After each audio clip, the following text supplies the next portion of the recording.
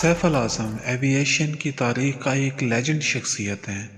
انہوں نے 1960 سے 1971 تک پاکستان ایئر فورس اور 1971 سے 1979 تک بنگلہ دیش ایئر فورس کے ساتھ فائٹر پائلٹ کے طور پہ خدمات سر انجام دیں۔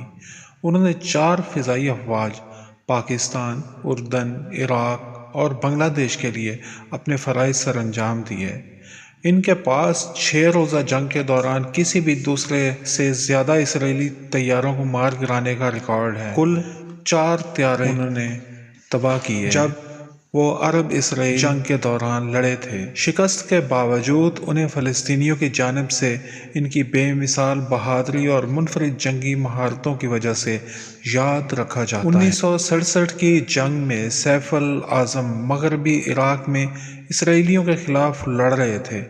اسرائیل نے جنگ شروع ہونے کے صرف 5 دن بعد غزہ اور سینائی کا کنٹرول سنبھال لیا۔ 5 جون کو اسرائیلی فضائیہ نے شامی فضائیہ کا 2/3 حصہ تباہ کر دیا۔ زیادہ مزاحمت کے بغیر اسرائیل نے مصر سے غزہ اور جزیرہ نما سینائی، اردن سے مغربی کنارے اور مشرقی یروشلم پہ قبضہ کر لیا۔ گولان کی پہاڑیوں پر بھی قبضہ کر لیا گیا۔ مشرق وسطیٰ کا کوئی ملک ان کے سامنے مزاحمت نہیں کر سکتا تھا۔ اس وقت سیف الاعظم اردن چلے گئے اور اسرائیلیوں کے سامنے دیوار بن گئے۔ 6 جون کو اسرائیلی فوج نے آسمان سے ایک زبردست حملے میں مصری فضائیوں کو تباہ کر دیا۔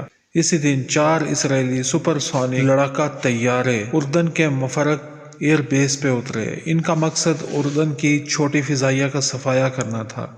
اس وقت عربوں کے پاس اسرائیلی جیٹ طیاروں کا مقابلہ کرنے کے لیے اچھی قسم کے طیارے نہیں تھے، لیکن سیف الاعظم نے اسرائیلی حملے کا سامنا کرنے کے لیے مفرق ایئر بیس سے ہاکر ہنٹر لڑاکا طیارہ اڑایا۔ اس کے ساتھ سیف اعظم نے اپنی تمام تر مہارت کو بروئے کار لاتے ہوئے اسرائیلی طیاروں کو چکمہ دیا اور ناقابل یقین انداز میں جہاز کو کنٹرول کرتے ہوئے نشانہ باندھا اور 2 تیز رفتار اسرائیلی سپر سونک جیٹ طیاروں کو تباہ کر دیا۔ یہ طیارے ناقابل شکست مانے جاتے تھے۔ اسے پہ اکتفا نہیں کیا، سیف الاعظم نے ان کو تباہ کر کے اگلا نشانہ ایک اور طیارے کو بنایا۔ اس نشانے نے ایک اسرائیلی ڈسالٹ سپر میسٹر کو گرا دیا۔ اس کے کچھ وقفے کے بعد ایک اور طیارہ اسرائیلی سرحد سے ٹکرا گیا۔ سیف الاعظم کی اس جرأت نے اسرائیل کو حیران و پریشان کر دیا۔ اگلے دن اسرائیلیوں کو عراقی فضائیہ نے شکست دی۔ 7 جون کو عراق کے 3H اڈوں کی حفاظت کی ذمہ داری عراقی فضائیہ پر آ گئی۔ سیف الاعظم ایک بار پھر قدم بڑھاتے ہوئے اس ٹیم کے کپتان مقرر ہوئے۔ اسرائیل نے 4 وولچر بمبار طیاروں اور 2 معراج 33 لڑاکا طیاروں سے حملہ کیا۔ معراج 3C طیاروں میں ایک کو اسرائیلی کیپٹن گیڈون ڈروور چلا رہا تھا۔ اس نے 2 عراقی طیارے مار گرائے۔ اعظم کا ونگ مین ڈروور کے ہاتھوں مارا گیا۔ جوابی کارروائی کے تعاقب میں اعظم ڈروور کے پیچھے لگ گیا۔ آخرکار جہاز کو مار گرانے میں کامیاب ہو گیا۔ ڈروور کو جنگی قیدی کے طور پہ پکڑا گیا تھا۔ یہ ایک قیمتی گرفتاری تھی جس کی واپسی کے بدلے اردن اور عراق کے ہزاروں فوجی انہیں ملے۔ سیف الاعظم کو عراق اور اردن کی حکومتوں نے ایسے غیر معمولی بہادری کے صلے کے عوض میں خصوصی اعزازات سے نوازا۔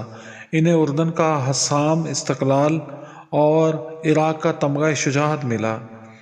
انہوں نے فلسطینیوں کے دلوں میں بھی اپنی خدمات سے گھر کر دیا۔ سیف الاعظم نے عرب اسرائیل جنگ کے پہلے 72 گھنٹوں میں ایک منفرد ریکارڈ بنا ڈالا۔ وہ تاریخ میں واحد شخص ہیں جنہوں نے ریکارڈ تعداد میں 4 اسرائیلی جیٹ طیاروں کو مار گرایا۔ اس کے لیے انہیں نعت الصباح فوجی اعزاز سے نوازا گیا۔ 2001 میں سیف الاعظم کو ریاستہائے متحدہ کی فضائیہ نے میدان جنگ میں کی منفرد کامیابیوں کے اعتراف میں دنیا کے 22 زندہ عقابوں میں ایک کے طور پہ تسلیم کیا گیا۔ فلسطینی پروفیسر ناجی شاکری نے 2020 میں سیف الاعظم کی موت کے بعد ٹویٹر پہ لکھا، سیف الاعظم فلسطین سے محبت کرتے تھے اور یروشلم کے لیے لڑتے تھے۔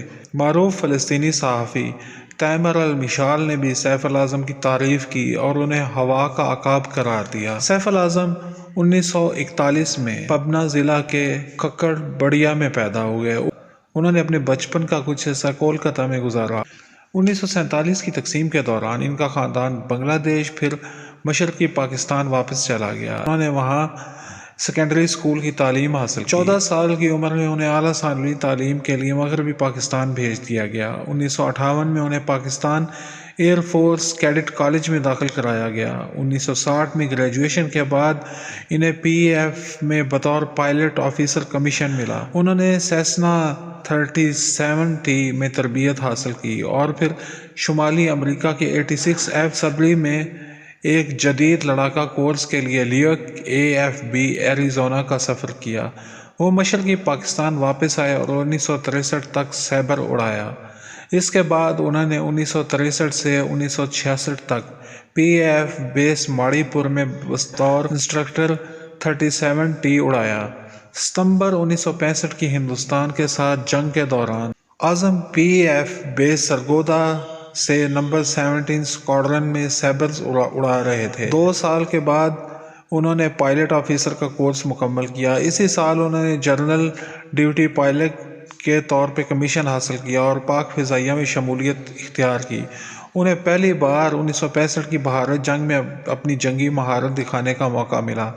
انہوں نے انڈین فولینڈ جیٹ طیارہ مار گرایا۔ یہ ان کی پہلی کامیابی تھی۔ بھارتی فلائٹ آفیسر وجے مایا دیو کو گرائے جانے والے طیارے سے جنگی قیدی کے طور پہ پکڑا گیا تھا۔ پاکستان کا اہم لڑاکا طیارہ امریکی ساختہ سائبر 86F تھا۔ برطانیہ کے فولینڈ جیٹ لڑاکا طیاروں کو سائبر کلر کے نام سے جانا جاتا تھا۔ سیف الاعظم کو اس کامیابی کے اعتراف میں پاکستان کا تیسرا سب سے بڑا فوجی اعزاز تارہ جرأت سے نوازا گیا۔ بنگلہ دیش کی آزادی کے بعد انہوں نے ملک کی نئی تشکیل پانے والی فضائیہ کے نئے ارکان کی تربیت کا چارج سنبھالا۔ وہ 1979 میں بنگلہ دیش ایئر فورس سے گروپ کیپٹن کے طور پر ریٹائرڈ ہوئے۔ اپنی ریٹائرمنٹ کے بعد سیف الاعظم نے 1982 سے 1984 اور 87 سے 1988 تک 2 مرتبہ بنگلہ دیش کی سول ایوییشن اتھارٹی کے چیئرمین کے طور پر خدمات سر انجام دیں۔ اس کے علاوہ وہ بنگلہ دیش فلم ڈیولپمنٹ کارپوریشن کے مینیجنگ ڈائریکٹر بھی رہے۔ سیف الاعظم 1991 سے 1996 میں حلقہ پبنا 3 سے رکن اسمبلی منتخب ہوئے۔ اس کے بعد انہوں نے اپنی ہی کاروباری کمپنی نتاشا ٹریڈنگ ایجنسی کے مینیجنگ ڈائریکٹر کے طور پر خدمات سر انجام دیں۔ آخر 2020 میں بڑھاپے کی وجہ سے ان کا انتقال ہو گیا۔ وہ اس دنیا سے تو چلے گئے لیکن اپنے کارناموں کی وجہ سے ہمیشہ زندہ رہیں گے۔